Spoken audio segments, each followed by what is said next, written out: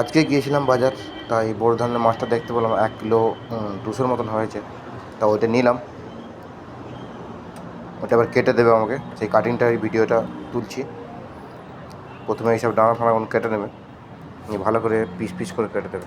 বেশ অনেকগুলো পিস হবে ওতে, প্রায় 15টা 16টা মতন পিস হয়ে যাবে ওই মাছটাতে। এটা হচ্ছে গোটা 220 টাকা কিলো।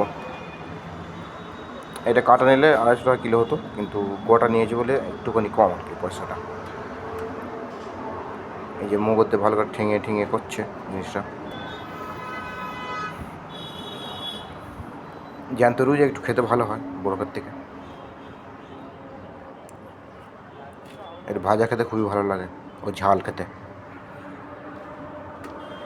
আর বরফের মাছ শুধু ঝাল করলেই ভালো লাগে।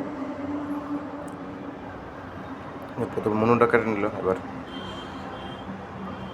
বাদ বাকিটা কেটে দিচ্ছে।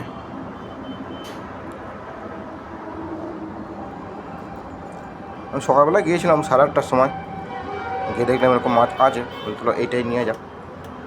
এখানে বরফি মাছ অনেক রকমের ছিল, তাই বাড়ি থেকে বলেছিল যে জ্যান্ত মাছ নিয়ে আসবি, ওই জন্য ওই জ্যান্ত রুইটা নিলাম। এটা সবসময় থাকে না, মাঝে মাঝে থাকে এই রুইটা।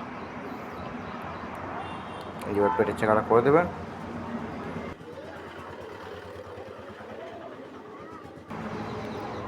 ব্যাস, এই যে পেটের চাকা 4টে হয়ে গেলে, এবার ডাঁড় চাকাগুলো কেটে দেবে, দিলেই হয়ে গেল কাটিং।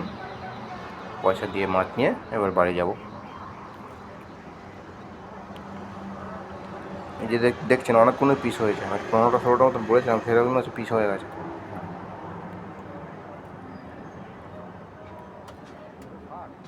এই যে কাটিং হয়ে গেল, এবার পেপারে ভরে দিয়ে দেবে, পয়সা দিয়ে চলো বাড়ি মাছ নিয়ে। আজকের এই ভিডিও ভালো লাগলে লাইক করুন, শেয়ার করুন, চ্যানেলটা সাবস্ক্রাইব করুন।